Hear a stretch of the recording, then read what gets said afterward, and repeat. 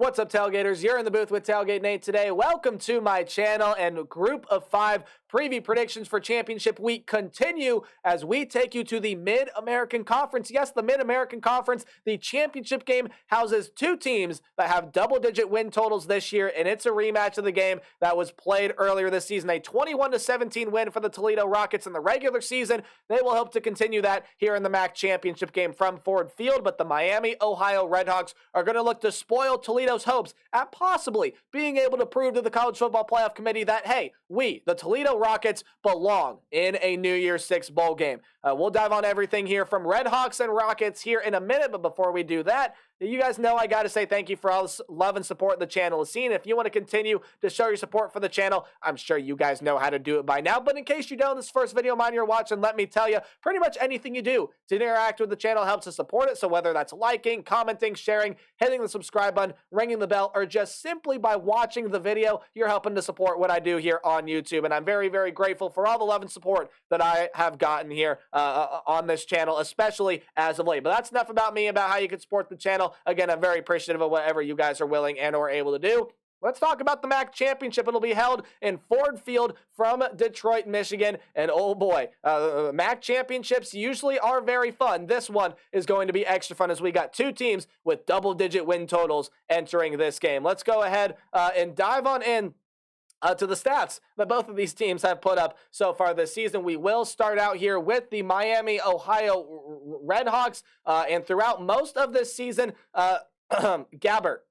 Brett Gabbert has been that starting quarterback for this team. 1,634 yards, 14 touchdowns, and 5 picks on the year. However, way back in October, I do believe, he ended up going down with a leg injury and was going to miss the entire rest of the season with said leg injury. And that's why the passing number has just not been great. And all credit to Avion Smith. He's had some really good moments, but is just not as effective of a quarterback as Brett Gabbert is. He has 529 yards, 2 touchdowns, and 2 picks on the season. That's really all that Smith has been able to produce. 52% completion percentage, and this is an offensive line that has really been able to help him out at times. They've been giving Smith some time to throw, and I think the offensive line here for the Redhawks has just gotten better and better as the season has gone along. But this is a Redhawk offense that, especially as of late, has really had to start relying on their run game. That is in the hands of Rashad Amos, Kenny Tracy, but mainly in the hands of Amos. 162 carries, 821 yards, 5.1 yards per carry, and 10 touchdowns on the season. Amos has been an absolute workhorse for this team, and Smith does have some really good weapons to throw to, but it starts with Gage Larvadane. Apologies if I say last name wrongs as well. 36 catches for 625 yards, 6 touchdowns on the year, and maybe helps, but Brett Gabbert did throw a 99-yard touchdown to him this season, which was an absolutely crazy play to watch. I'm sure you can go look that up there and watch film of it. But when you take a look at this Miami Redhawk offense, it is going to be a little bit more of a heavy dose of the run game, especially given the ability of Smith when you compare him to that of Gabbert. This is an offense that is a little bit turnover prone. Smith definitely is not the most accurate passer. You can definitely throw it into traffic. They fumble the ball. They are pretty solid on third down. And again, I feel like the offensive line has gotten better throughout this season. Now, defensively, this is a pretty good defense here from the Miami, Ohio Redhawks. They're a really good defense on third down.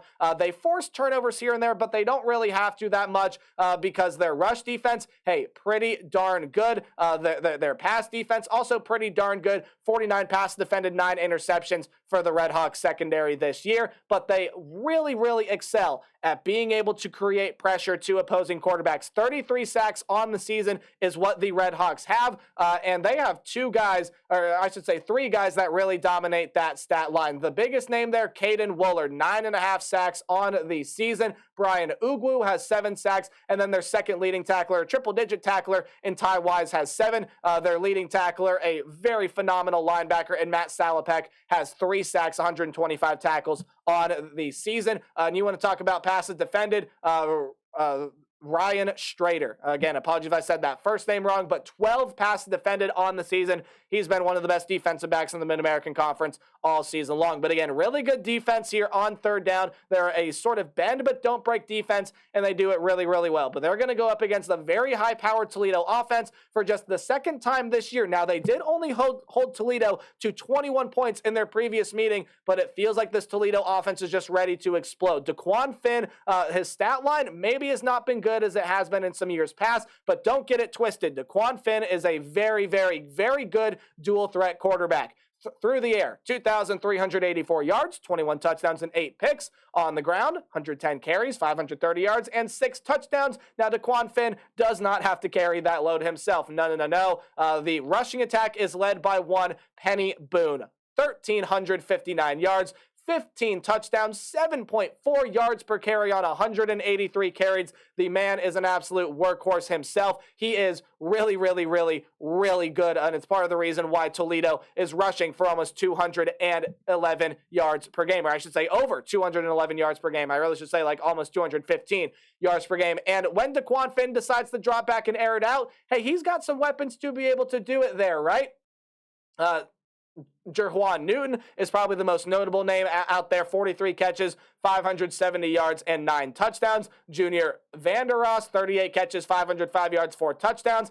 You have 6 other receivers there, 6 other pass catchers with at least 100 yards receiving on the season. And this is an offensive line that's also really, really good. This is a really good team on third down. The one thing that does plague Toledo, the turnover bug can get this team. It had a pretty big impact in this game that the Redhawks and Rockets played earlier this season. It cannot be a big factor here, especially if Toledo is going to want to try to avoid what happened there in that game and be able to come away with a little bit more of a comfortable win. Now, I don't think that's going to be the case. I'll give you my official prediction here in just a second, but Toledo can't let the turnovers plague them.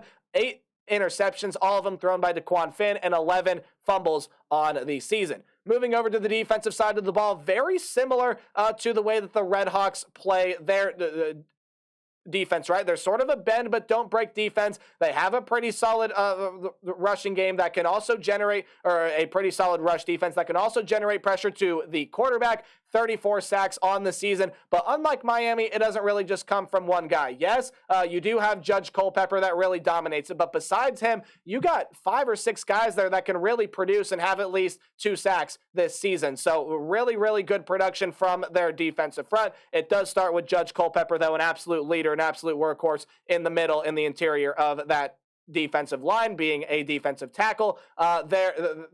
And again, much like Miami too, they have a really ball-hawking secondary, 54 pass defended, 11 interceptions, and they've also recovered 8 fumbles on the season there as well. Now, they're not as good of a third down defense as Miami is, and they maybe don't have as much dynamic playmakers, but these are 2 defenses that play very different styles, but they're very similar in the way that they operate. Bend but don't break, force turnovers, create pressure. Both of them really good rush and pass defenses as well. This is going to lead me into my what to watch for, kind of like your keys to the game. It's just some things I think you guys should keep an eye on when/if you pay attention to this one. This should be a very fun matchup to watch. Before we dive into that, though, quick water break.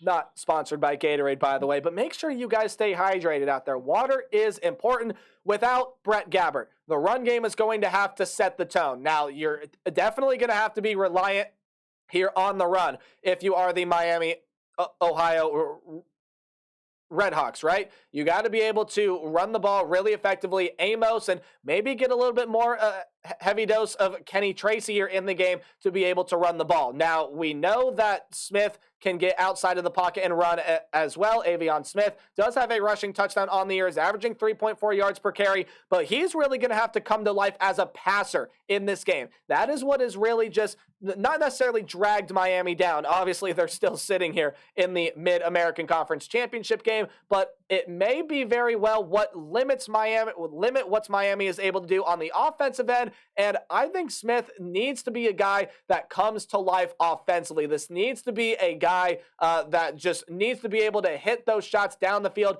to his wide receivers. Again, has a very talented group of wide receivers there to work with. He's going to have to be able to hit those shots down the field at a pretty effective rate. But the biggest thing for this offense is manage the game. Don't turn the football over. Apologies for the typo there. This is a team. This is a team that just cannot afford to lose the turnover battle. Now, the defense did a really good job at limiting Toledo the last time. They did a good job at containing Daquan Finn and the explosiveness of the Toledo running back room. That's what Miami's defense is going to have to do here. You're probably also going to have your secondary step up and play a little bit better there as well in terms of being able to contain these Toledo outside weapons, right? The weapons on the outside, but manage the game. Don't turn the football over, control the clock, play at the pace that you want the game to be played at. And the Redhawks are going to have a pretty good shot here. They're not a team that can afford to go, sometimes like Toledo wants to do. Now, obviously, Toledo can bleed the clock with how effectively they can run the ball, right? But Miami, you're going to want to slow this game down. You're going to want to keep Daquan Finn off the field as much as possible. But when he is on the field, contain him and this explosive run game as well. Force Daquan Finn to win this game with his arm. However, Daquan is going to face pressure. This is a Miami Redhawk defensive front that has a ton of phenomenal pass rushing weapons. But Daquan Finn is a really, really good dual threat quarterback. He's going to get outside of the pocket and he's going to create. That is exactly what you do not want if you are a Redhawk fan paying attention to this game. You do not want Daquan Finn to get outside of the pocket and run. You do not want Daquan Finn to get on his high horse and be able to stretch the length of plays and be able to create and be able to find the open guy down the field, because these Toledo weapons are also good enough to be able to come open when Daquan Finn gets outside of the pocket. There's going to be pressure in his face, and I would be very shocked if Miami did not come away with at least one, maybe two sacks here in this game. But Daquan Finn is really, really good at being able to create outside of the pocket. I think the run game is going to have some really good moments, but it's up to Daquan Finn to be able to find those wide receivers downfield and extend plays. Let the defensive front absolutely feast. This is a defensive front that I believe is going to have a very, very good game. Miami at times, now this offensive line has gotten better, but they still have their holes, right? They still allow guys to slip through, and especially when you have to go against a guy like Judge Culpepper, that's a little bit of a problem, right? Toledo's going to be able to come to life on the defensive front. They're going to be able to get pressure back there to Smith, and if you are Toledo, hey, all the better to you. Be able to get pressure, make the young quarterback panic, and throw the ball away, maybe even get a couple turnovers out of it as well. But the third down battle in this game, I think, is really, really crucial. I think it's very, very crucial here, especially when Toledo has the ball. If they can win the third down battle and they can keep drives going, that's going to be very crucial. Obviously, Miami of Ohio is going to look to try to force Toledo into third down and longs and be able to stop them there in their tracks. I think this is going to be a very, very interesting matchup. I think this is a very evenly played game. Toledo is sitting here favored by 8 points, but I think the game is going to be a little bit closer than that. However, when I take a look here at this game, I do think that Toledo is going to come away with the win. I think this is a very close, very competitively played game, but when I take a look at it, I simply believe that the quarterback battle is where Toledo has this game won. Smith has just not looked like the quarterback that Miami needs. He has not looked as good as Gabbert has throughout the entire season, and I think that's finally going to catch up to Miami here in this game. I think Smith is going to make a couple mistakes. He's going to throw a couple picks, have a couple of turnovers here. I think Toledo's going to see a big game from their defensive front, as you saw there earlier, and I believe that Toledo will be Mid-American Conference champions. They will sit at 12-1, and they're going to make the case to the College Football Playoff Committee as to why they should be the Group of 5 representative to go in a New Year's 6 bowl game. Let me know how you guys see playing this one out in the comment section down below, but as always, remember to play hard but tailgate harder. See you guys tomorrow. We'll do the Sun Belt Championship game, the Mountain West Championship game, and go through some college football playoff scenarios. Take care, everyone. Goodbye.